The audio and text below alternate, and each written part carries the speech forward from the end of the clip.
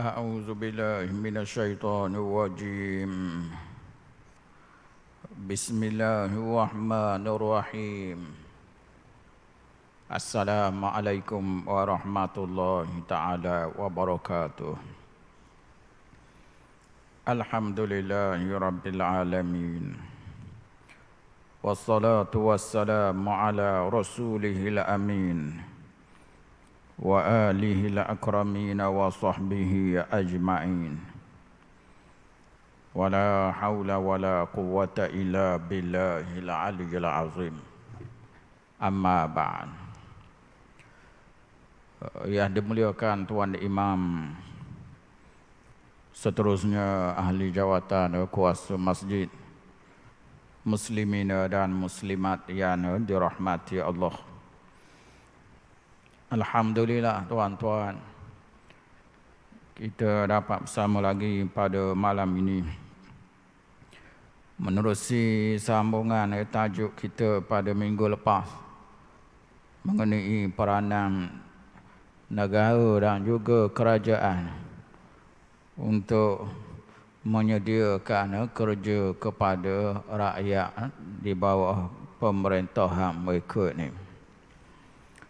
Jadi pada minggu yang lepas tuan-tuan, kita telah membaca sebuah hadis daripada Nabi sallallahu alaihi wasallam, mana baginda sallallahu alaihi wasallam mengajar kepada seorang lelaki mana beliau datang lalu meminta daripada Rasulullah sallallahu alaihi wasallam untuk diberikan bantuan. Lalu di sinilah baginda mengajar mereka supaya berdikari, supaya bekerja mereka. Lalu daripada itu kita dapat faham bahawa tugas kerajaan adalah antaranya mengajak rakyat supaya bekerja dan menyediakan peluang pekerjaan itu. Lalu pada malam ini kita nak melihat apa dia lagi peranan-peranan yang perlu dimainkan oleh kerajaan dalam hal ini, supaya rakyat jelata mengetahui bahawa mereka ni bukan hanya duduk dalam negara ni, dalam negeri ni duduk tunggu batuang saja. Supaya mereka faham bahawa tenaga yang ada pada mereka itu ada bahagiannya dan perlu disumbang kepada negara kita ini. Jadi hal inilah yang kita nak tengok malam ni. Apa dia pendekatan yang boleh diambil oleh pihak kerajaan bersesuaian dengan sejarah sirah Nabi kita sallallahu alaihi wasallam, yang mana baginda telah melakukan suatu jalan yang ditunjukkan pada umat ini bagaimana seorang pemimpin itu sepatutnya bertindak untuk menyediakan kerja-kerja dan juga memberi semangat kepada rakyat jelata untuk bekerja. Dan inilah yang kita nak tengok pada malam ini melalui riwayat Al-Imam Abu Dawud an Anas bin Malik radhiyallahu anhu anna rajulan minal ansari atan nabiyya sallallahu alaihi wasallam yas'aluhu faqala amma fi baitika syai' qala bala hilsun nalbisu ba'dahu wa nabsutu ba'dahu wa qa'bun nashrabu fihi al-ma' qala i'tini bihima fa'atahu bihima فأخذهما رسول الله صلى الله عليه وسلم بيده وقال من يشتري هذين قال رجل أنا آخذهما بدرهم قال من يزيد على درهم مرتين أو ثلاثا قال رجل أنا آخذها بدرهمين فأعطاهما إياه وأخذ الدرهمين فأعطاهما الأنصاري وقال اشتري بأحدهما طعاما فانبذه إلى أهلك واشتري بالآخر قدوما فأتني به فأتاه به فشد فيه رسول الله صلى الله عليه وسلم عودا بيده ثم قال اذهب فاحتطب وبع ولا أرينك 15 يوما فذهب الرجل يحتطب ويبيع فجاء وقد أصاب 10 دراهم فاشترى ببعضها ثوبا وببعضها طعاما فقال رسول الله صلى الله عليه وسلم هذا خير لك من أن تجيء المسألة نقطة في وجهك يوم القيامة إن المسألة لا تصلح إلا لثلاثة لذي فقر مدقع أو لذي غرم مفزع أو لذي دم موجع.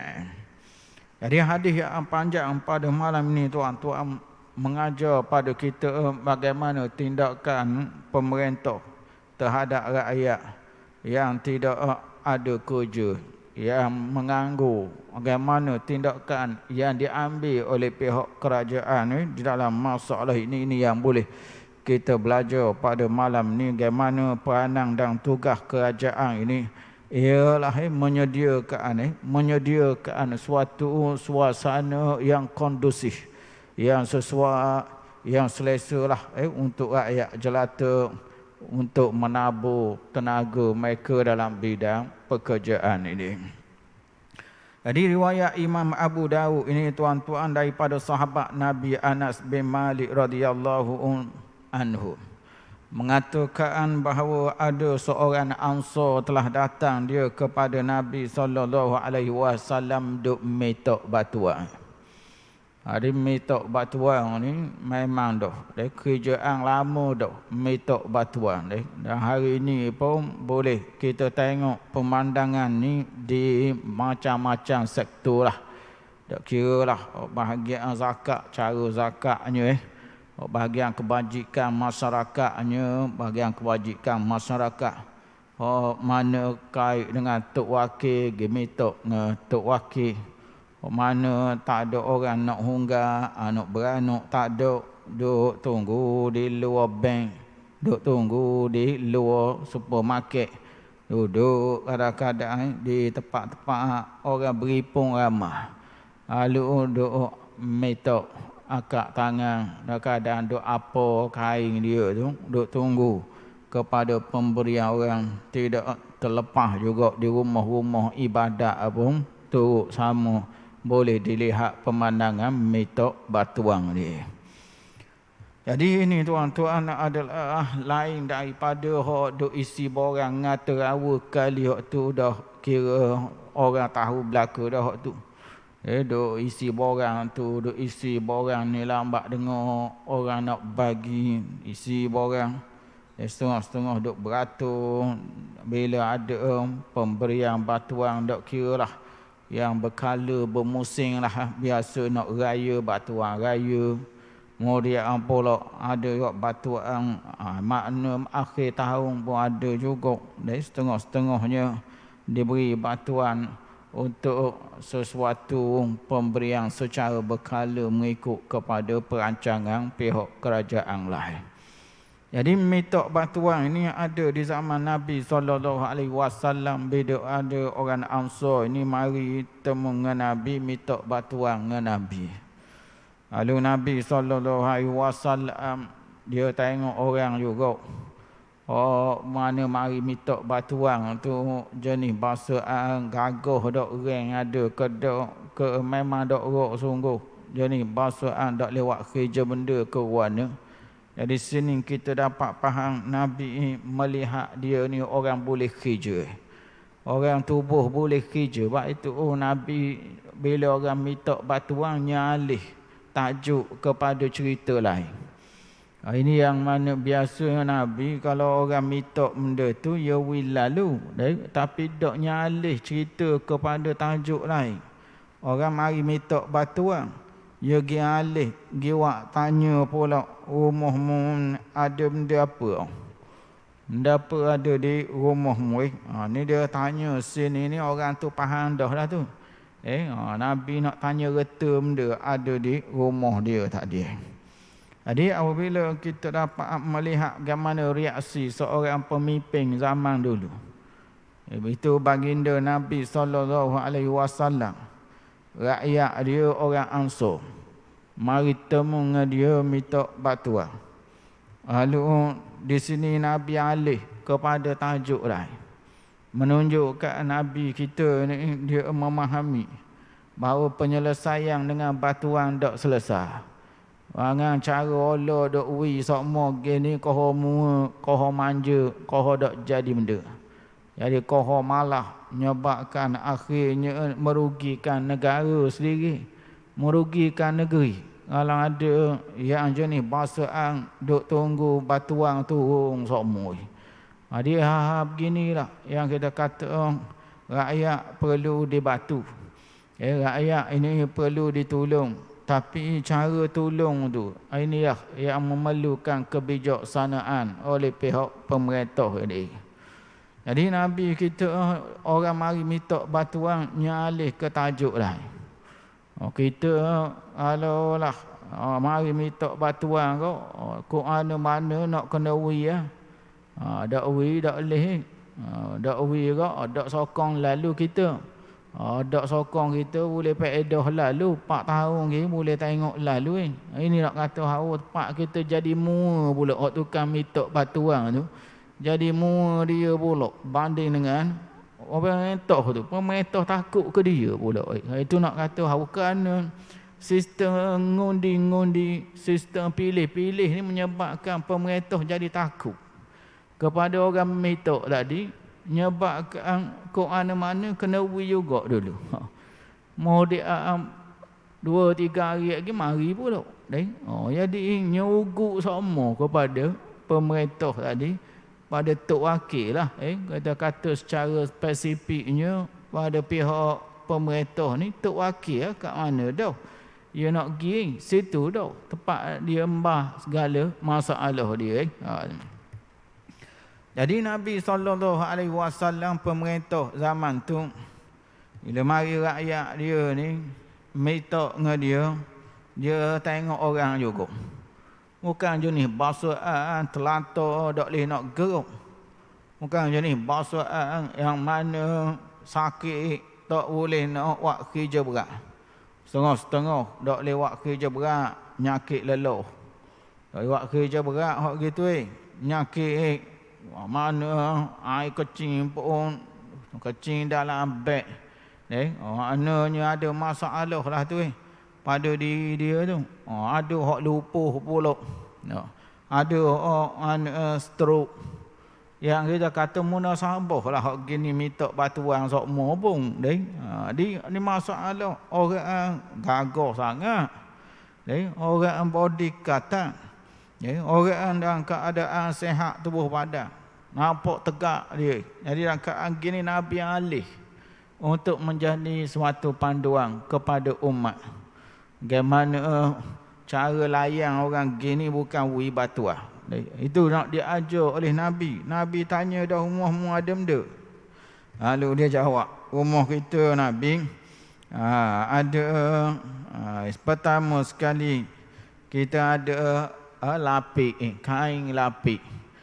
Kain pelapik ini antara kain yang sangat-sangat diperlukan lah. Di kain pelapik dia guna buat duduk.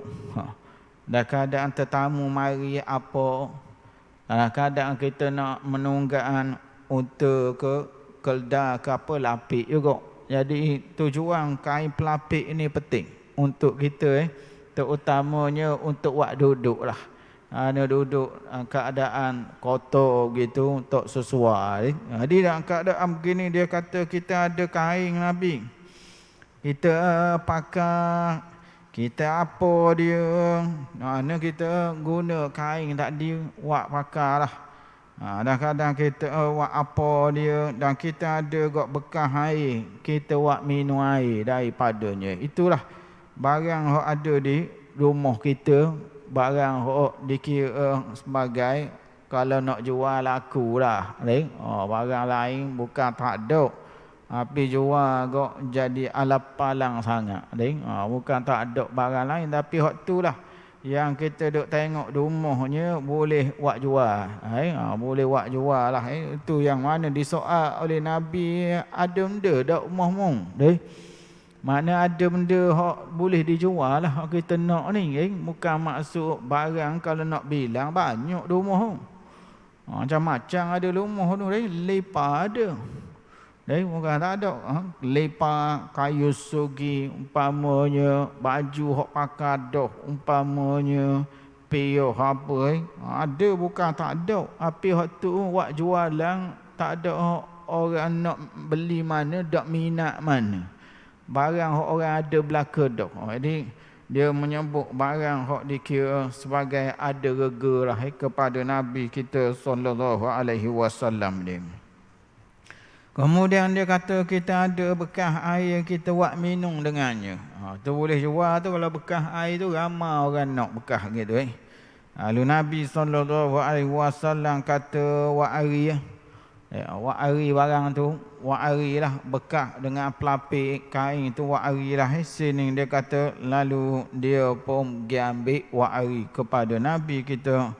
Lalu Rasulullah sallallahu alaihi wasallam ngambil barang tadi dengan tangan baginda sendiri. Baginda melelong dengan mengatakan pia nak beli barang ni. Kerana Nabi di sini melakukan semangat tadi. Dia suntik semangat pemerintah sendiri. Pemerintah sendiri dalam hal ni mengambil peranan dia. Dia tak elok kawan ni kau mungkin jual diri lah. Mu barang mu ada mu jual diri. Dia kita hanya boleh nasihat je mu. Tak. Pemerintah naik sekali. Pemerintah ni sama naik dengan rakyat. Iaitu Nabi sendiri menjual barang tu nak buat modal. Dia bila orang-orang gini tengok pemerintah diri orang naik mangat, dia pun naik mangat samalah. Kalau pemerintah duk lok ke dia, duk kapal kali tawakah pak malang, tak ada apa-apa latihan diberi. Duk perhabis malam-malam duk cakap sama dia, duk perhabis hisap rokok, duk perhabis mereka masa dengan kerjaan tak ada faedah.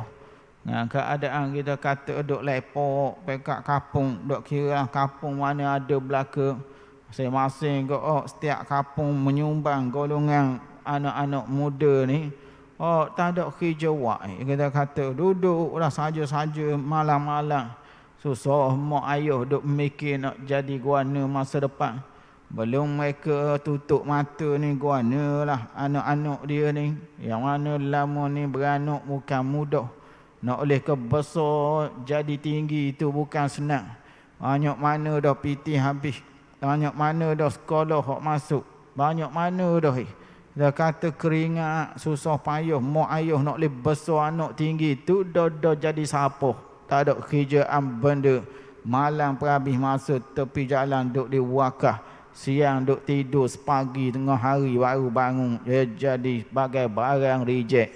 Barang tak ada faedah. Inilah yang kita kata hati mak pak pun jadi sedih melihat kepada anak-anak yang mereka lahirkan dengan susah payah.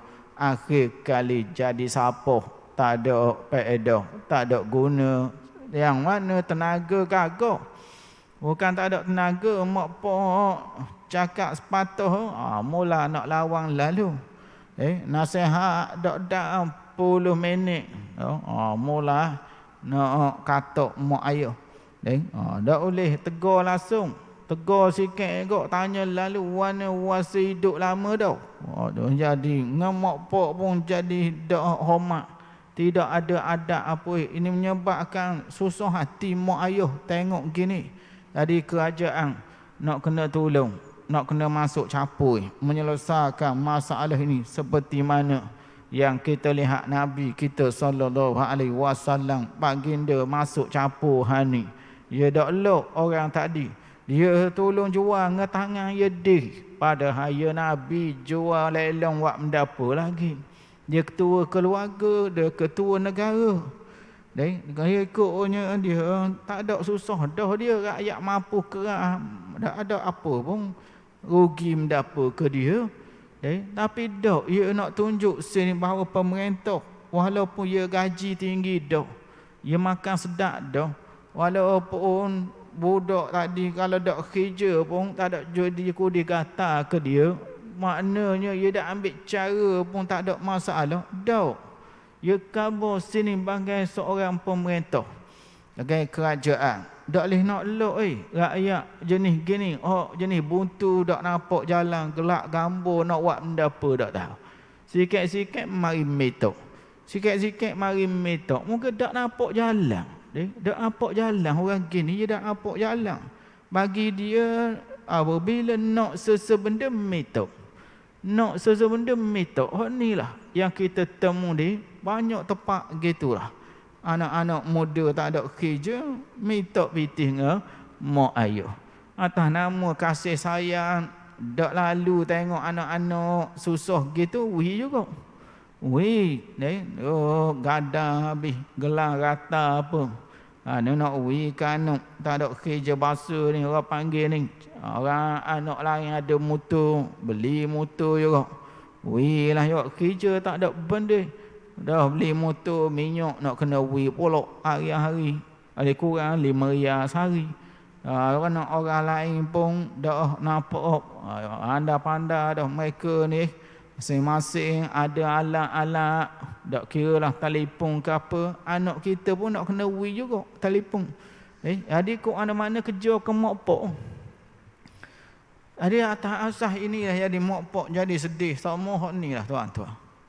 Yang menyebabkan mikir panjang ni guana ni kita ada gila ni celek mata lagi boleh mari mitok dengan kita. Dah kayak gini kita tak ada duduk dalam kubur kayak gini, pergi mitok mana gini. Waktu yang setiap hari bukan senang mak ayah melahirkan anak ni ingatkan wis sekolah habis. Bolehlah juga mari-mari mayabang di sejik tenang tak ada masalah. Rupanya ia timbul masalah lain pula. Itu masalah anak yang mana kita kata hari-hari duk metok supaya atu raya. Duk nak kekoh kau orang tua semua. Dak wi juga mula nak kekoh tuang lalu. Jadi hal-hal begini yang menyebab kita kata kerajaan perlu melihat hadis yang kita baca pada malam ni. Bagaimana ada orang di dalam masyarakat kita tutup jalan. Dak nampak cara nak usaha. Dak nampak cara nak buat tu. Di sini kerajaan boleh turut sama menggembeling tenaga dengan rakyat untuk tunjuk mana cara yang terbaik untuk menyelesaikan masalah orang yang ada rank ni tapi kepala otak tak nampak benda gelak gambar nak buat kerja tak tahu ni. Lalu Nabi SAW tuan-tuan baginda sendiri angkat barang tunggal tangan dia sendiri. Itu nak tunjuk macam mana peranan kerajaan. Ana kita kabar sini ia sekali naik dengan rakyat. Ia tolong kali. Maknanya dia ambil tindakan untuk membantu rakyat tadi. Yang dia angkat sendiri barang tu. Dia lelong dia kata dia nak beli barang ni dua ni. Bekas air dengan alat depak duduk ni. Lalu ada seorang yang sambut lelong tadi. Dia kata hamba berani sederhana Nabi. Hamba warning sederhana. Maknanya kerja lelong dibuat oleh Nabi untuk mendapatkan harga segera. Untuk dapatkan pitih segera ni dia lelong. Jadi ini modal yang nak dikutip hari ni taklah siapa tahap ni kita Kita hari ni tak siapa tahap ni kerajaan ada harta, kerajaan ada duit maknanya mereka boleh bantulah untuk cari modal tu. Skim-skim yang ditawarkan banyak hari ni. Taklah siapa tahap jual barang di rumah ni tak ada jumpa lagi lah setakat ni. Mana biasanya kerajaan menyediakan. Pusat-pusat keuangan pun ada yang menyediakan bantuan ni lah. Wak modal orang panggil untuk wak modal. Jadi zaman Nabi belum ada lagi lah sistem tak dia yang kita kata pungutan cukai apa ni. Yang mana pada hari ini kalau kita tengok untuk modal-modal perniagaan untuk modal-modal nak buat apa peternakan ke pertanian ke, kita ada bank-bank roh ni. Yang dulu ditubuhkan dia bahagian apa pertanian, ada bank pertanian dulu. Mula pergi buat pinjaman dah, mula pergi buat hutang situ maknanya kalau dilihat hari ni memang berbeza lah kerana itu sistem zaman Nabi. Kita nak khabar pemerintah sama naik dengan orang yang tak ada kerja tadi. Dia nak sutik semangat, nak suruh kawan tu jadi semangat kerja Jadi pada Nabi boleh lok ke dia mau jual, aku tengok boleh dak. Nabi dia dak lok. Dia tahu dah jenis bahasa gini, kalau aku lok balik tidur. Balik tidur gini, dia tak apa benda dah. Tutup habis dah bagi dia. Jadi Nabi diri kata wari barang aku jual. Maknanya eret kawan tu biar jadi tanggungjawab tu berasa.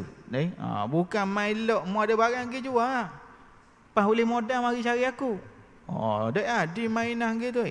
Dia nak kena pegang semua ni, jangan lari jauh. Jadi wari barang duduk tepi aku diri tunjuk. Biar mau manyak sikit nak buat kerja tadi. Ni yang kita katakan mana kerajaan ni. Nabi ni wakil kepada kerajaan lah. Nabi pemerintah lah dia. Ikut mana-mana. Walau Tok Lebah setara mana dia, walaupun dia Tok Imam besar pun, walaupun dia pemerintah besar, bak tolong rakyat, dia tak segan, dia tak malu. Dia jual pada orang pula. Dia kata bagaimana dalam hal ini kerajaan membantu rakyat untuk cari modal guana tadi. Yang mana mengikut kepada kesesuaian.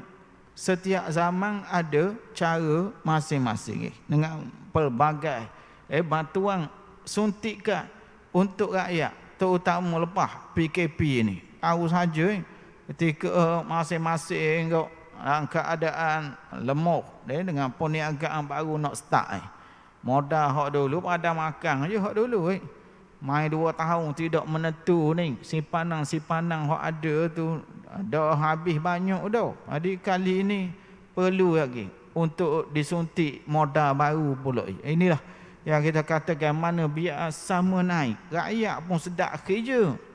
Tengok kerajaan nampak semangat gitu seolah-olah peluang yang diberikan untuk bukan orang lain, rakyat kita cukup. Bukan kita kata orang luar mari tupang sini. Bukan rakyat negara lain mari untuk tupang. Ni rakyat kita sendiri ni. Sama ada bumi putera ke tidak bumi putera pun rakyat sendiri yang kita kata memerlukan kepada perbelanjaan, memerlukan kepada bantuan-bantuan pinjaman. Kalau tak belanja kepada rakyat, nak sipang awak benda apa? Nak taruh ke bila? Kerana dengan pelaburan sebegini mengangkat ekonomi negara, jadi kita gagah juga.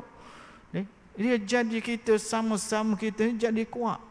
Apabila masing-masing menjana kepada ekonomi negara, suatu pembahagian yang betul-betul adil ni, maka dengan sendirinya memakmurkan negara tadi. Ini yang kita kata bagaimana kita nak sipang pun banyak mana sangat. Dan kita berbangga dengan simpanan rezak negara.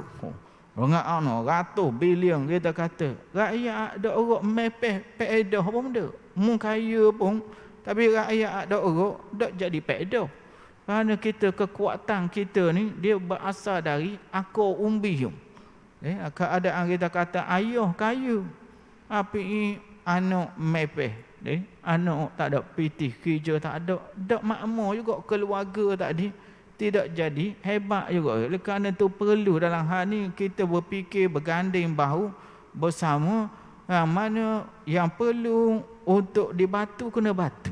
Kerana ada di luar sana orang yang mana boleh membangun dia, boleh dia bangun semula, menjalankan kerja dia bukan nak minta dengan orang sangat. Bahasa gini, tolong sikit saja, tolong akak dia berdikari semula daripada rebah dia, boleh jadi dia menjadi penyumbang utama cukai negara. Boleh jadi dia ni pula keluar zakat pula. Boleh jadi dia ni penyumbang kebajikan pula pada aktiviti kebajikan sosial. Boleh jadi ini yang kita naknya, biarlah akhirnya dia menjadi orang yang boleh menyumbang untuk kebajikan negara ini akibat daripada mereka ini dibantu sebetul, bukannya lama untuk bangun semula dalam cara kita kata yang bersesuaian ini. Lalu di sinilah tuan-tuan Nabi kita lelong. Nabi kata, siapa dia nak beli barang ni? Lalu ada seorang yang kata, hamba setuju, hamba berani sedirham Nabi. Lalu kata Nabi lagi, pia hak boleh tambah daripada sedirham. Ada orang warning lebih pada maknanya lelong ini dia melihat kepada permintaan orang. Orang sanggup apa ni sistem lelong ni. Lalu dalam keadaan tadi tuan-tuan Nabi ulang 2-3 kali. Mangatnya Nabi. Bukan sekadar lelong kali sedia ambil sudah. Dah. Orang warning Nabi akak pula. Pia warning 2. Nampak senyap pia warning 2. Nampak sungguh kawan tu. Maknanya bukan hanya sekadar kita kata lelong ambil sarak aja. Bukan gitu. Semangat Nabi kita 2-3 kalinya ulang. Nak tunggu permintaan yang lebih tinggi lah. Itu tujuannya. Yang ulang 2-3 kali tuan-tuan. Seorang Nabi dihantar oleh Allah yang sangat mulia di muka bumi, lelong barang orang. Jadi buka. Jadi buka. Makna tolong jual barang orang. Inilah sistem yang kita kata seorang rasul mari ke dunia bukan keadaan dia hanya sekadar maya bang sejik, mu tengok aku mayang, lepas tu hidupmu mu bawa diri lah. Aku dak cara dak mati rela mu ikutmu lah. Tak ada. Seorang Nabi kalau kita tengok bukan hanya sekadar sejik maya bang je. Rakyat apa dia pantau juga. Kerana dia sebagai seorang utusan yang mana untuk nak menggambar pada kita agama ni bukan hanya dalam amal ibadat kita ni saja.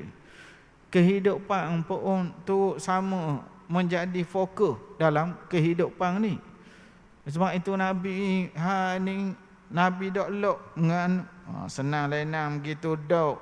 Kita dapat di sini Nabi SAW mengulang dengan menyebut pia warning lebih pada sedirham.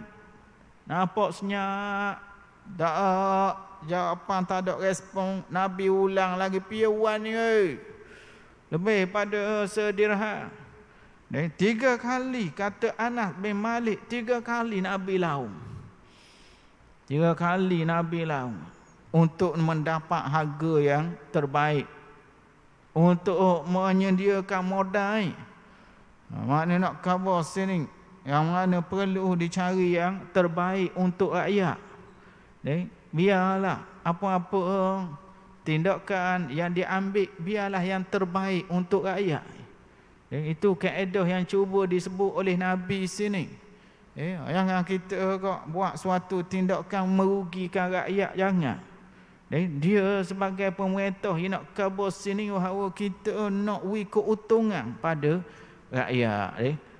Jangan buat pada kerjaan merugikan rakyat. Projek kata bunyi 20 juta, 40 juta. Dah 3 tahun dak boleh pakai barang tu. Getok situ, rutuh situ. Dak boleh, dak selamat nak naik. Macam-macam jangan dak buat. Benda yang merugikan rakyat jangan buat. Nabi mengajar pada kita sini, walaupun dalam bab lelong pun biarlah yang paling menguntungkan rakyat dia. Kerana dia bertindak dia tu seperti seorang ayah kepada anak. Seorang wali kepada orang yang dijaga dia. Sebab itu dia kena bertindak yang terbaik untuk rakyat dia. Jangan sama sekali mengambil tindakan yang mudah dengan memberi sesuatu projek oleh kerana ada sebab-sebab tertentu yang akhir merugi ke rakyat. Jangan duk buat benda gitu sama kali, kerana barang ni bukan habis sini ya.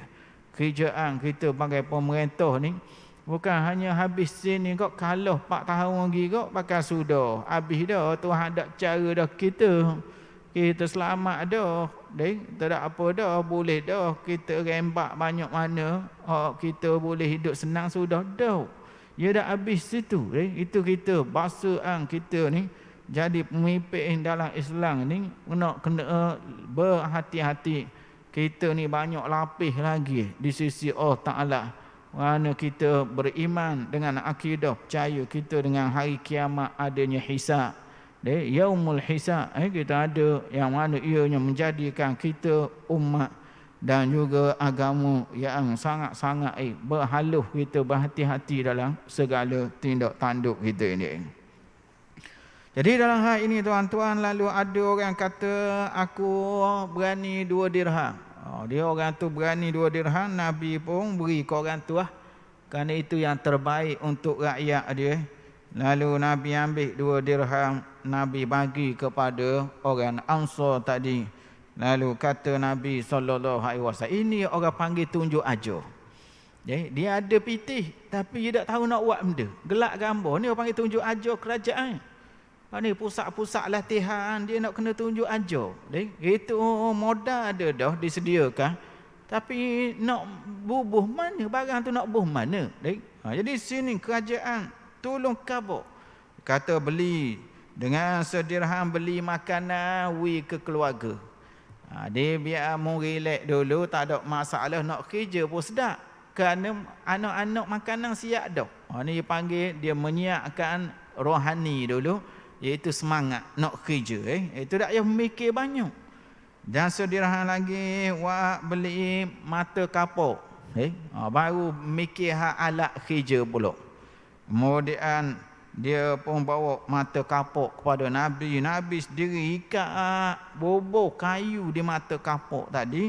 Lalu Nabi kata pada dia, pergi tebang pohon dan pergi cari kayu api, jual, aku tak boleh tengok mu 15 hari. Jadi inilah maknanya seorang pemimpin yang menjuruh rakyat dia ke mana yang sebaiknya. Lalu dia pergi, lalu dia balik, dapati dia boleh 10 dirham. Lalu kali ni dia beli makanan, dia beli baju dia. Nabi kata inilah yang terbaiknya. Daripada duk metok dengan orang, ia jadi suatu titik yang hitam malu di hari kiamat nanti. Kerana metok tidak dibenarkan kecuali 3 orang je. Pertama kali orang yang miskin sangat-sangat. Yang kedua, orang yang mana hutangnya terlalu membebankan. Dan yang ketiga, orang yang menanggung suatu wang yang dibayar untuk suatu jenayah lah. Bayar dia kepada seseorang. Makna kalau dia ada terlibat jenayah, dia kena bayar denda apa, itu hanya orang yang boleh metok. Orang lain-lain seolah-olah sini Nabi kabar jangan duk metok. Itulah yang boleh kita tengok malam ni. Padang situ kita tengok nanti minggu depan apa dia langkah-langkah yang sepatutnya diambil daripada hadis yang kita baca tadi. Wa sallallahu ala sayyidina Muhammad wa ala alihi wa sahbihi wa sallam. Wassalamualaikum warahmatullahi wabarakatuh.